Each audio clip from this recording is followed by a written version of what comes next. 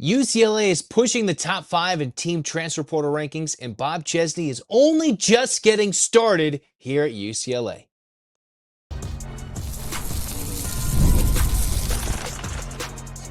You are Locked On UCLA, your daily podcast on the UCLA Bruins. Part of the Locked On Podcast Network, your team every day. Welcome, everybody, to this edition of the Locked On UCLA podcast. I'm your host, Zach Anderson-Yoxsimer. Thanks for making this show your first listen each and every day. It's free wherever it's your podcast, and it's available on YouTube. Like, comment, subscribe, download. Thanks for your support. Welcome back, everydayers. What we're talking about today, the UCLA women have a primetime matchup on Sunday afternoon. The men have a must-win on Saturday morning, and we'll lead off with this. The Bruins are pushing top 5 in the transfer portal, and Bob Chesney's just getting started. This episode is brought to you by FanDuel. The college football playoff is here, and FanDuel is the best place to get into the action all playoff long. Visit FanDuel.com to get your college football playoff profit boosts every game day. So imagine this. UCLA fires their head coach in September. Week 3, we're the embarrassment of the country. Virginia Tech tries to follow suit. They go copycat. They do it right after. Whatever. They go get James Franklin. The Bruins got their big fish. They got a winner in Bob Chesney, who built his way up, took his team to the playoff, and is bringing some of those successful players and staffers and off-the-field staffers to UCLA. And what Chesney has done is nothing short of remarkable in just half a month into the new calendar year. All right? While having to move his family, move his whole life across the country, coach a playoff team back at James Madison, and then once the portal opened, be ready to go. You look at what UCLA's lost versus what they gained, night and day difference. The amount of talent outside of a few individuals leaving for UCLA is not comparable. It's not even close to the same to what UCLA is bringing in. The Bruins right now, according to On3's transfer portal team rankings, are just outside the top 5. They've hovered around the top 10, jumped into the top 10 now with their 41st transfer commit as UCLA sits there with 2 JUCOs, 39 transfers. So some of this transfer talent coming in isn't even being rated just yet with some of the JUCO rankings as well. UCLA's losing, about 23 guys, bringing in more than 16 plus if you go by turnover margin of what's being lost to what's coming in. UCLA, according to the On3, has 2 4-stars coming in and 35 3-stars. Indiana built their, not dynasty, but their team based off the underheralded guys, the forgotten about stars that became legends or about to become legends when the national championship game is played fairly soon. Now you look at UCLA, the Bruins are knocking on the door. They're just behind Notre Dame and the likes of Texas Tech, Texas A&M, Indiana, and that's the most popular choice. You got Louisville putting up some big numbers in the portal, Virginia Tech, Houston, Notre Dame, but UCLA was so down and out of it.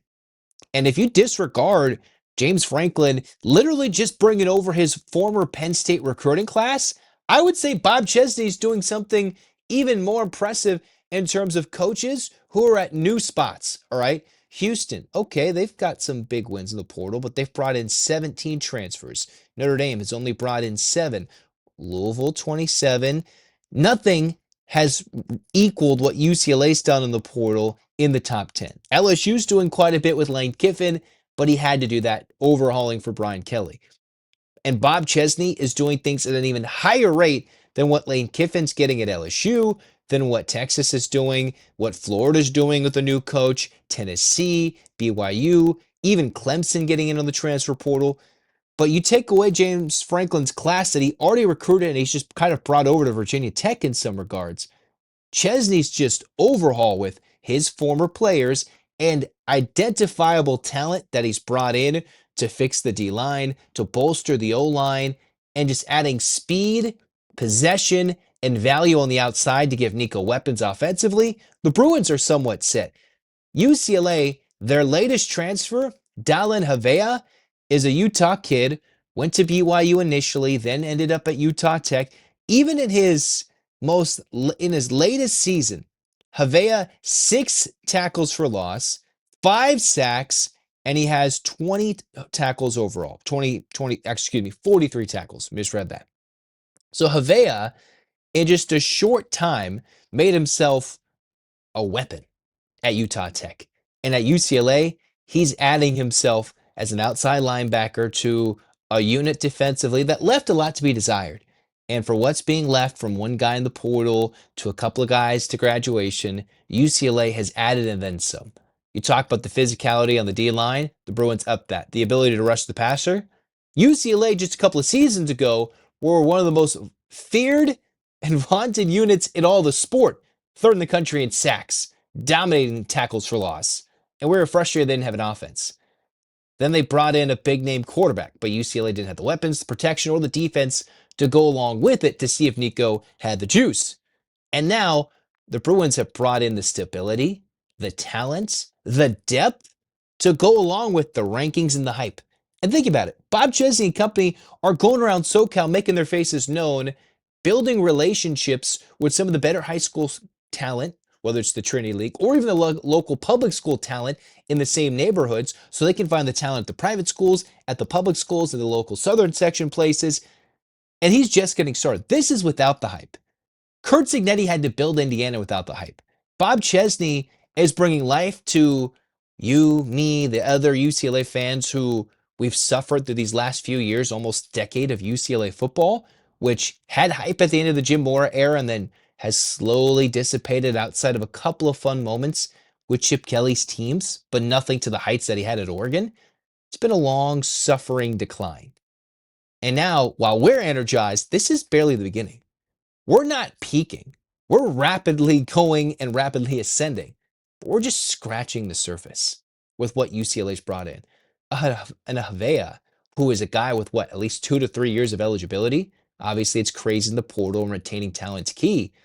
It's just another show of great talent being found in the Western region, locally. Whether, yes, it's beyond the Pacific, Northwest, Pacific, or even in the mountain zones, you can go across the country, bring in talent that it's other Big Ten schools in the Midwest, other SEC schools in the South, and together the Bruins have put together a roster that, while I want to get hyped and say 9-3, 10-2, even an 8-win season will give us something we haven't had in a long time. A team that is being rebuilt and should be fun to watch, fun to root for, and play hard, and most importantly, be well coached, very well coached from top to bottom, offensively, defensively, special teams. The Bruins, with now 41 transfers, have addressed every area of weakness with somebody who's proven, somebody who can provide depth, and somebody who's looking to make that level up jump, whether it's no time at the previous stop or from the FCS to the FBS level. That's where Chesney has been way better than Deshaun, more willing than Chip, and obviously he's in a different recruiting world than Jim Mora ever was with the portal compared to what high school recruiting has now turned into, which is bringing guys in, but waiting till they develop and hoping they stay. There hasn't been this much anticipation just for the spring, I think, in a long time. In a long time for UCLA football. And this is just the beginning. Wait till those relationships are built and we could start talking about the high school recruiting classes and the transfer portal in the same breath. Those 27s, they're going to take notice when UCLA starts to build something, whether it's at the Rose Bowl, SoFi, wherever they play, and it's fun to watch UCLA football. I'm just hoping the same thing can happen to UCLA basketball, which is why their game against Ohio State is huge. Outside looking in on the bubble, the Bruins just off a big win, but somehow they're still in a better position now than they were last year. What do I mean? Let's talk about it next for Locked On UCLA. The college football playoff is here, and FanDuel is giving all customers even more ways to get in on the action every single game day of the playoffs, because right now, every college football playoff game day, those FanDuel users, you, me, get a profit boost waiting for them in the app. And here's what you can use. You can use it on the favorite. Big favorite is Indiana in the huge, big-time title game. Or you can go on the underdog in Miami. Maybe you want to go check on some alternate lines. I like Fernando Mendoza. If you can go get him for a rushing touchdown, get him 225 passing yards. That's a huge number that he hasn't hit in the playoffs this year. Maybe he'll get that against Miami. Go check that out with FanDuel. Apply the profit boost and go after bigger winnings when you win. FanDuel pays out instantly. FanDuel is the best place to get on the action all playoff long. Visit FanDuel.com to get your college football playoff profit boosts every game day. Well, we've reached the point in the college basketball season where we're kind of just feeling like deja vu. UCLA, fresh off of early parts of the year, they're on the bubble. On the outside looking in, might I add. At this point last year, Mick Cronin and company, despite all his transfers, despite the supposed depth, had lost to Michigan, lost at Nebraska, went to Rutgers, went to Maryland, and were embarrassed. UCLA, if you're watching, listen to this podcast, this is what, around January 16th, 2026. In January of 2025, all right, when they played Rutgers, I think it was a little bit earlier, but on January 16th, 2025, UCLA went into a Friday night matchup against Iowa. The Bruins had just lost to Rutgers. Again, they led at Rutgers, a very underachieving Scarlet Knights team, mind you. UCLA was 11-6, 2-4 in Big Ten play. To remind us, UCLA is 12-5, so a better overall record and a better Big Ten conference record. With a win in the Eastern time zone, the Bruins didn't get that win until much later in 2025. They have the same 2 wins against Pacific Northwest and are on a bit of a winning streak. Obviously, 2 wins back-to-back against winless Big Ten teams isn't exactly something to puff our chest out about, but maybe it's a sense of momentum. UCLA got what could be considered a quad 2 win depending on how Penn State finishes. We'll see how that looks at the end of the year. Ohio State on the road represents a quad 1 opportunity for the Bruins. It was around this time last year when UCLA was at home for 7 straight games, home, if you will, on the West Coast. That meant going to Oregon, going to USC and company. The Bruins stole a surprising win. Last year it was Wisconsin. Beat a Michigan State at home. This year, those games look like this. At Ohio State could represent another win for UCLA outside of home, outside of their home time zone. And then you host Purdue. That Purdue game in the middle of the week is the same type of game UCLA won last year, just shift it with Wisconsin. And then somebody broke out to be a star. Could that be the coming out party for Steven Jamerson? Is that where we see the return of Sky Clark and he puts up big numbers? Or is this when the nation gets put on notice, albeit the game on Peacock, so I don't know how much we'll notice, where Trent Perry has put up at that point 3 or 4 or 5 big games in a row when they play Purdue in a massive point guard battle between Braden Smith and Donovan Dent, and it's Trent Perry that stands out, just like Adai Mara stood out against Wisconsin a year ago. UCLA gets to host in Indiana. They're on the bubble. Ohio State's on the bubble, but it's a road quad 1 opportunity. UCLA, according to Joe Lunardi, according to every single bracketology I've looked at, is in the first 4 out, and that's despite back-to-back wins. 1 at home versus Maryland, expected. 1 on the road at Penn State, expected. Ohio State would flip-flop spots with UCLA if they win this game. And it might simply come down to which big-name point guard plays better. Ohio State's big man, Bruce Thornton Jr., returned. He's a guy that has averaged, 20.5 points a game this year, 43% from 3. He has been magnificent for the Buckeyes, who have been just a couple of points away in various games, whether it be at versus Nebraska at home, against a top 15 or so North Carolina, in Atlanta, losing to them by a point, losing to Illinois in a 10-point game, losing by a point at Pittsburgh. They're like 4 points away, maybe like 5, from being a top 20 team, 13-2, and amongst the top of the Big Ten. Just that many points away if they got a win on the road, a win at a neutral site, and a win at home. And that's how different this Ohio State season would be looking. But right now, they're on the inside of the tournament. UCLA wins, they flip-flop. They host Indiana. Indiana's kind of on that bubble right now. The Bruins can surge ahead. Did we think last year UCLA would 11-6, 2-4 in Big Ten play would have finished in the top 4 of the Big Ten standings and get a double bye to the Big Ten quarters? And UCLA is in better positioning, and they have a similar stretch coming up where they started getting successful. It's just the eye test. The vibes aren't there for UCLA. Health has been a key factor. Sky Clark is hurt this year. You had Dent, who's battled injuries and clearly not the same. Trent Perry's missed games. Bilodeau, Daly. That's the entire starting five that has been significantly hampered by a preseason, in-season, or current injury that Mick Cronin is trying to balance. And yes, Cronin has his own problems. The offense looks archaic. The Bruins can't figure it out defensively. Booker was not the answer for the departure of Marta, and yet he still has pieces that could let this team be successful in this Big Ten season and make us, at least for a season or two, drop the massive extension talk about how he's not the guy at UCLA. The Bruins are better positioned. They just got to perform. Do we believe they're going to perform? Are they expected to beat Purdue? No. But that's why UCLA is handing out that Coach Wooden bobblehead for both the UCLA and the Purdue fans. For what we hope to be the biggest home game of the year, can the Bruins faithful show out? And that's coming on the heels of a 3-game winning streak. If they beat Ohio State, oh, by the way, man, that should have a lot more hype for a quiet Tuesday, which could define the UCLA season. UCLA beats Ohio State and Purdue. They go from the bubble to, in my mind, firmly in for a while.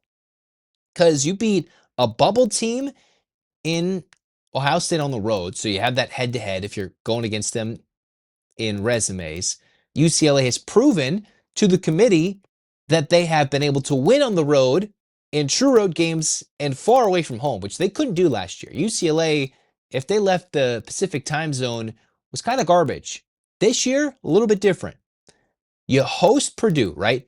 The problem with the West Coast schools is that they have to hold serve against the Big Ten powers, against the ACC powers, right? You saw Stanford get a huge win against North Carolina. Washington beat Ohio State, but they couldn't beat Michigan. When you get these teams in your gym, they talk so much trash about UCLA or the other schools not being able to go east and win. That's why it's important to hold serve at home. And UCLA is getting that stretch. Purdue, Northwestern, Indiana, Rutgers, Washington, all at home. Mixed in there is an Oregon road game. That's a stretch where I think UCLA can be successful. And the Bruins are currently in a 3-game stretch where I thought they'd go 1-2. They beat Maryland. Cool.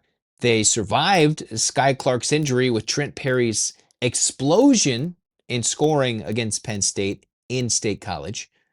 And if they can do something similar against Ohio State, I think Sky Clark is trending doubtful as of this moment, but they win, man, huge. Now, if they lose, same old story, but the Purdue game is bigger. Ohio State builds the case better, builds the hype for an anticipated Purdue game, but if UCLA beats Purdue, then we kind of quiet this nonsense and say, okay, UCLA is still in a better position, even if they lose the Ohio State game and beat Purdue, because they'll have a better overall record, better Big Ten record, and a bigger win than what UCLA had a year ago. Whether it would have been Gonzaga or Arizona, beating Purdue at home represents a much bigger win against the 2 seed, while UCLA's proven right now they're not even in the tournament.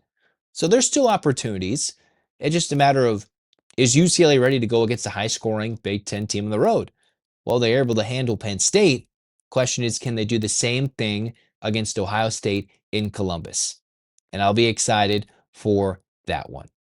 Next, we're going to talk UCLA women's basketball against Maryland. That's a huge matchup that could define the Bruins' growing resume, or it could swing them back to the end of the 1-seed line where they'd have to face UConn in a Final Four, probably away from the West Coast, or maybe in the Elite Eight, as we discuss next on Locked on UCLA.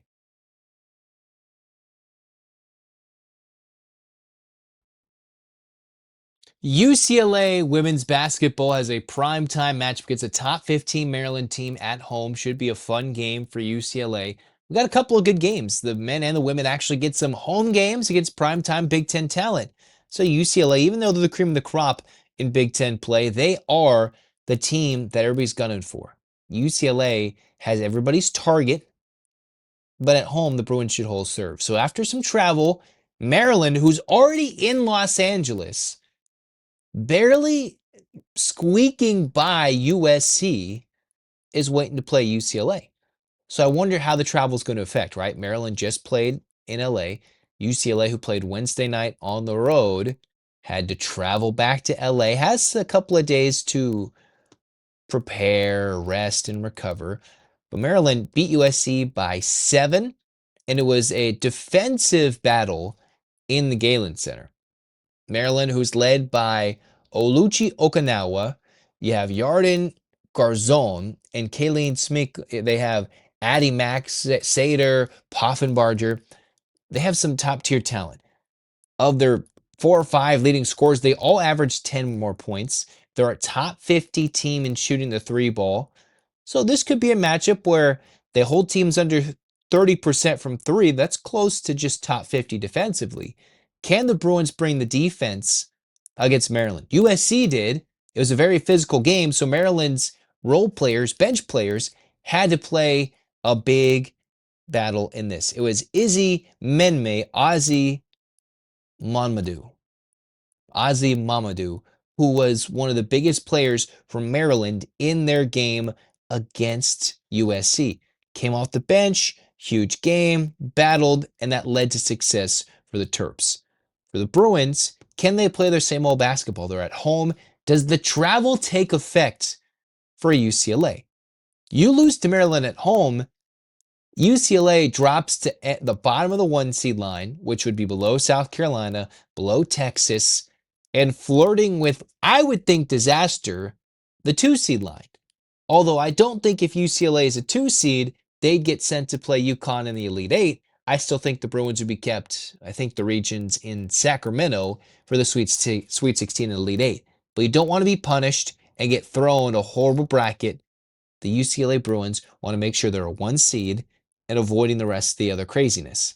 So the latest bracketology has UCLA in the 2-3 range for those regions, while South Carolina, with their win over Texas, is a 2, the second 1 seed. And Texas, who the other night just lost out South Carolina by 3, they have 2 losses.